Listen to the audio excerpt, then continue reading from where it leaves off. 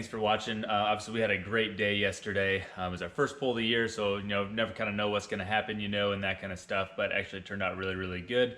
Was able to pull off a first place finish with my truck. I'm pretty happy about that. Obviously, it was the first time that we were able to run the new tuning that we got last year.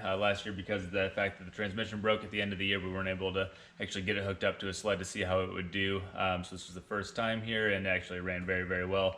A couple things that were kind of a little bit weird to me, but it's been a year since I've done it, so it might have just been that.